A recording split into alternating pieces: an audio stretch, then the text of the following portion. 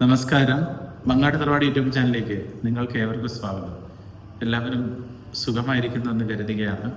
ജീവിതത്തിൽ ഏറ്റവും ശ്രേഷ്ഠന്മാരായി ജീവിക്കാൻ ജ്യോതിഷവിധി പ്രകാരം എന്തൊക്കെ കാര്യങ്ങൾ ചെയ്യണമെന്നുള്ളതിനെ കുറിച്ചാണ് ഇന്നത്തെ ഒരു എപ്പിസോഡിലൂടെ പറയാൻ ആഗ്രഹിക്കുന്നത്.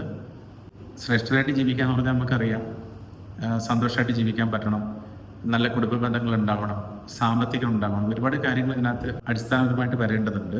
പക്ഷെ കലിയുഗത്തിൽ നമ്മൾ ഏറ്റവും കൂടുതൽ ശ്രദ്ധ കൊടുക്കേണ്ടത് നമ്മുടെ തന്നെ സംരക്ഷണത്തിനാണ്. ചില അമ്മമാർ പറഞ്ഞു കേൾക്കാറുണ്ട്, അവരുടെ മക്കൾക്ക് വേണ്ടി ഒരുപാട് പ്രാർത്ഥിക്കും, മക്കളുടെ വിദ്യാഭ്യാസത്തിന് വേണ്ടിയിട്ട്, അവരുടെ ജീവിത ഉയർച്ചയ്ക്ക് വേണ്ടിയിട്ടൊക്കെ. പക്ഷെ പലപ്പോഴും അവരെക്കുറിച്ച് പ്രാർത്ഥിക്കുന്നതല്ല, അവർക്ക് വേണ്ടിയിട്ട് പ്രാർത്ഥിക്കുന്നത് വളരെ കുറവായിരിക്കും. ജ്യോതിഷത്തിന്റെ പ്രകാരം പറയുന്നത് ഏറ്റവും കൂടുതൽ പ്രാധാന്യം കൊടുക്കേണ്ടത് നമ്മൾക്കാണെന്ന് പറയും. കാരണം നമ്മളുണ്ടെങ്കിൽ മാത്രമേ ഇത്തരം കാര്യങ്ങളൊക്കെ ഇവിടെ ഉണ്ട് എന്നുള്ളത് പോലും നമുക്ക് മനസ്സിലാക്കാൻ വേണ്ടി സാധിക്കുകയുള്ളൂ. അങ്ങനെ വരുമ്പോൾ സംരക്ഷണത്തിനാണ് പ്രാധാന്യം. അത് നമ്മൾക്കുള്ള സംരക്ഷണമാണ് നമ്മൾ ആദ്യം ചെയ്യേണ്ടതെന്ന് പറയും. അവനവൻ്റെ സംരക്ഷണം കൈപിടിഞ്ഞ് നമ്മൾ പ്രവർത്തിച്ചു കഴിഞ്ഞാൽ പലപ്പോഴും അതിൽ വലിയ രീതിയിലുള്ള ബുദ്ധിമുട്ടുണ്ടാകും. അപ്പോൾ മറ്റുള്ളവരെ സംരക്ഷിക്കണ്ടേ എന്നുള്ള ചോദ്യങ്ങളൊക്കെ വരാം. പക്ഷേ മറ്റുള്ളവരെ സംരക്ഷിക്കാൻ പറ്റണമെന്നുണ്ടെങ്കിൽ നമ്മൾക്ക് എന്തുണ്ടാവണം? ആരോഗ്യം ഉണ്ടായിരിക്കണം, മാനസിക ശക്തി ഉണ്ടായിരിക്കണം, ഇതൊക്കെ ആവശ്യമാണ്. അപ്പോൾ ആദ്യം പറഞ്ഞത് ഈ ശാരീരിക മാനസിക സംരക്ഷണമാണ്. ഇതിന് ജ്യോതിഷത്തിൽ ചെയ്യാൻ കഴിയുന്ന കാര്യങ്ങൾ എന്തൊക്കെയാണ്?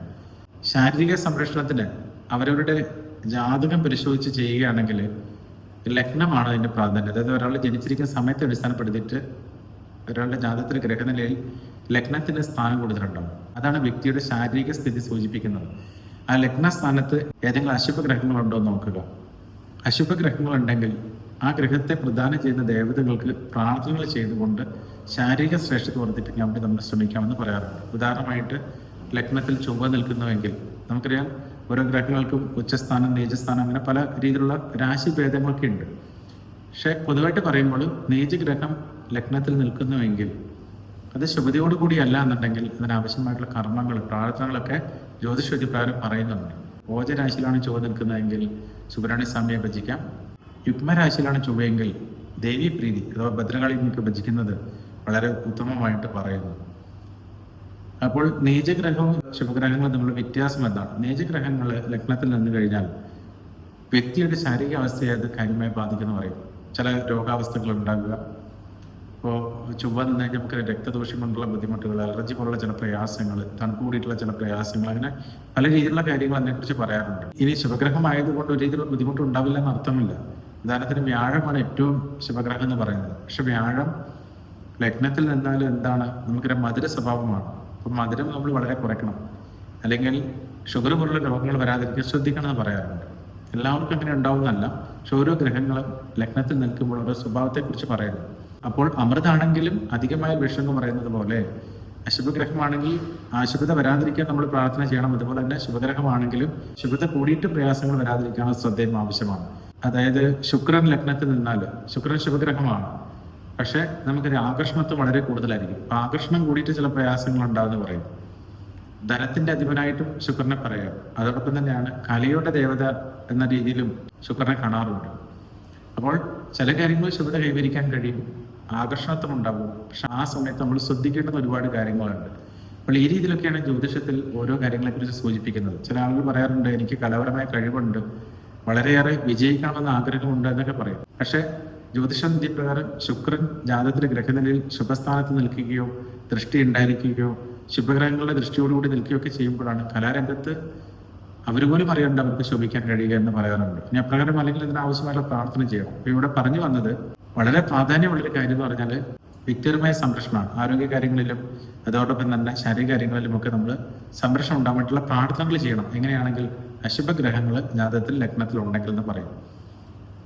അതിൽ ശാരീരിക ശ്രേഷ്ഠതയ്ക്ക് നമ്മൾ ഈ പറഞ്ഞതുപോലെ ലഗ്നത്തിൽ നിൽക്കുന്ന ഗ്രഹത്തെ അടിസ്ഥാനപ്പെടുത്തിയാണ് പ്രാർത്ഥന ചെയ്യേണ്ടതെങ്കിൽ, മാനസികപരമായ പ്രയാസങ്ങൾ ഉണ്ടാകുന്നുവെങ്കിൽ ചന്ദ്രന്റെ സ്ഥാനം അഥവാ നക്ഷത്രത്തെ അടിസ്ഥാനപ്പെടുത്തിയാണ് പ്രാർത്ഥനകൾ ചെയ്യേണ്ടതെന്ന് പറയാറുണ്ട്. അതായത് ചന്ദ്രന്റെ സ്ഥാനമാണ് മനസ്സ്, അമ്മ തുടങ്ങിയ കാര്യങ്ങളെ കുറിച്ചൊക്കെ പ്രതിപാദിക്കുന്നത്. നമുക്കറിയാം, ജ്യോതിഷത്തിൽ മറ്റ് പല കാര്യങ്ങളും ചന്ദ്രന്റെ സ്ഥാനം കൊണ്ട് പറയാറുണ്ട് എങ്കിലും മനസ്സിന്റെ പ്രത്യേകതകളെ കുറിച്ച് പ്രതിപാദിക്കാൻ ചന്ദ്രന്റെ സ്ഥാനം പരിശോധിക്കാറുണ്ട്. അങ്ങനെ വരുമ്പോൾ ഒരു ജാതകത്തിൽ നക്ഷത്രത്തിന്റെ സ്ഥാനമാണ് ചന്ദ്രന്റെ സ്ഥാനം എന്ന് പറയുന്നത്. ആ ചന്ദ്രനോടൊപ്പം ഏതെങ്കിലും അശുഭ ഗ്രഹങ്ങൾ നിൽക്കുന്നുവെങ്കിൽ മാനസിക പ്രയാസങ്ങൾ ഉണ്ടാകുന്ന സാധ്യതകളെ കണക്കിലെടുത്ത്, അല്ലെങ്കിൽ നിലവിൽ മാനസിക പ്രയാസങ്ങൾ ഉണ്ടോ എന്ന് മനസ്സിലാക്കിയിട്ട് ആവശ്യമായ പ്രാർത്ഥനകൾ ചെയ്യാവുന്നതാണ്. ശുഭഗ്രഹങ്ങളാണ് ചന്ദ്രനോടൊപ്പം നിൽക്കുന്നതെങ്കിൽ, അത് ഉച്ചരാശിയിലാണ് അല്ലെങ്കിൽ ശുഭസ്ഥാനത്താണ് ചന്ദ്രനെങ്കിൽ, പക്ഷബലമുണ്ടെങ്കിൽ ഒക്കെ ഒരുപാട് മാനസിക ശ്രേഷ്ഠതയുള്ളവരായിട്ട് അവരെ കാണാൻ സാധിക്കുമെന്ന് പറയാറുണ്ട്. ഈ രണ്ട് കാര്യങ്ങളാണ് വളരെ പ്രധാനമായിട്ടുള്ളത്. അതായത് നമ്മുടെ ശരീരത്തിൻ്റെ പ്രത്യേകതകളും മനസ്സിൻ്റെ പ്രത്യേകതയുമാണ് നമ്മൾ ഓരോരുത്തരെയും ഓരോ തലത്തിലേക്കും ഉയർത്തുന്നതാണ് പറയുന്നത്. ഇനി ഇതൊന്നും ഇല്ലെങ്കിലും ഇതിനൊക്കെ അതിജീവിച്ച് കഴിവുകൾ കൊണ്ട് ഡെവലപ്മെന്റ് ആവുന്ന ഒരുപാട് ആളുകളുണ്ട്. പക്ഷെ അതിൻ്റെ രീതിയിലുള്ള പരിശ്രമം ആവശ്യമാണ്. ആ കുറവുകളെ മനസ്സിലാക്കിയിട്ട് പരിശ്രമിക്കാൻ വേണ്ടി ശ്രമിച്ചാലും നമുക്ക് രാജ്യമായിട്ട് മാറാൻ കഴിയും, അതിലും സംശയമില്ല.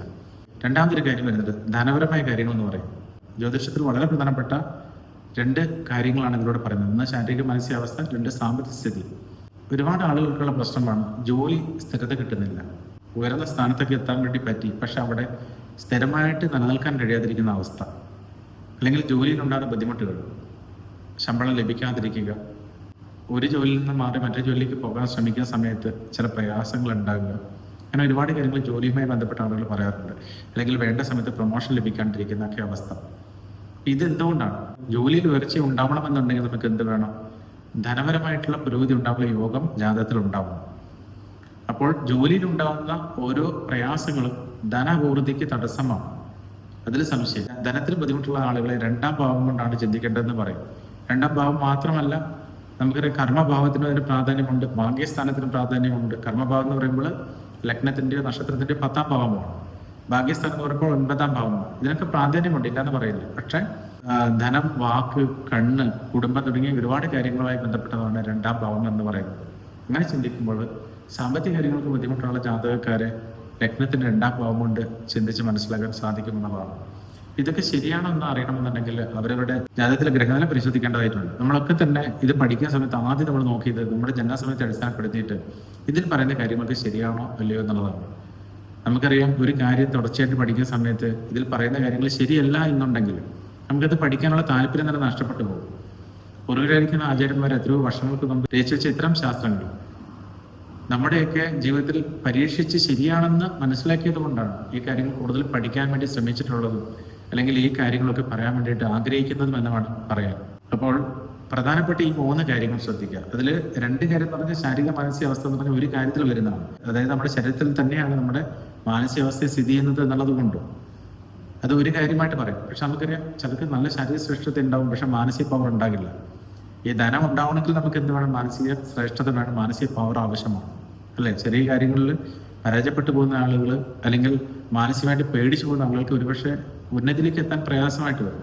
അപ്പോൾ ഈ രീതിയിലുള്ള കുറവുകളൊക്കെ ഉള്ള ആളുകൾക്ക്, ശാരീരിക മാനസിക കുറവുള്ള ആളുകൾക്ക് അത് മെച്ചപ്പെടുത്തി എടുക്കാൻ വേണ്ടിയിട്ട് ഒരുപാട് കാര്യങ്ങളുണ്ട്, ഭൗതികതലത്തിലുണ്ട്.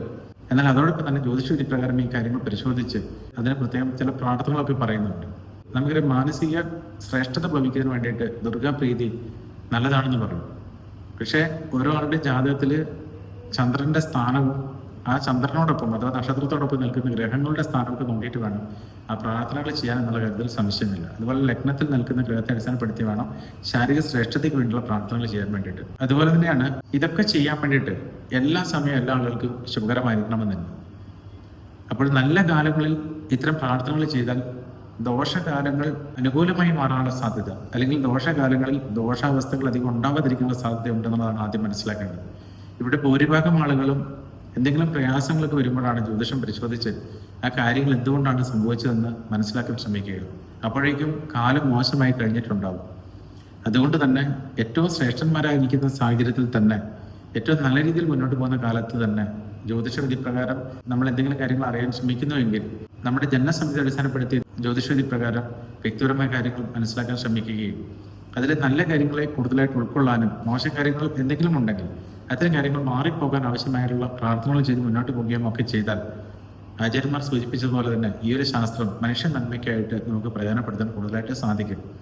ഇനി എന്തെങ്കിലുമൊക്കെ സംഭവിച്ചു കഴിഞ്ഞിട്ട് നമ്മൾ പ്രാർത്ഥന ചെയ്തു കഴിഞ്ഞാലും ആ പ്രയാസങ്ങൾ മാറി വരാൻ അതിൻ്റെതായിട്ടുള്ള സമയമെടുക്കുമെന്നുള്ള കാര്യത്തിൽ സംശയമില്ല. അപ്പോൾ ജ്യോതിഷവിധി പ്രകാരമുള്ള വളരെ പ്രധാനപ്പെട്ട ഏതാനും കാര്യങ്ങൾ മാത്രമാണ് ഇതിലൂടെ സൂചിപ്പിച്ചത്. നമുക്ക് പുതിയ വിഷയമായിട്ട് വീണ്ടും കാണാം. ചില ദിവസങ്ങളിൽ എന്തെങ്കിലുമൊക്കെ പറയണ്ടേ, അപ്പം അതുകൊണ്ട് ചില കാര്യങ്ങൾ ഇതിലൂടെ പറഞ്ഞു പോകുന്നതെന്ന് മാത്രമാണ്. നിങ്ങളുടെ അഭിപ്രായങ്ങളും നിർദ്ദേശങ്ങളും കമൻറ്റ് ബോക്സിൽ രേഖപ്പെടുത്തുക. ദൈവികമായിട്ടുള്ള നിങ്ങളുടെ നിർദ്ദേശങ്ങൾ പരിഗണിച്ച് ഉചിതമായിട്ടുള്ള എപ്പിസോഡിൽ ചെയ്യാൻ വേണ്ടി ശ്രമിക്കുന്നതാണ്. എൻ്റെ എളിയ വാക്കുകൾ ശ്രമിച്ചതിന് ഒരുപാട് നന്ദി. നമസ്കാരം.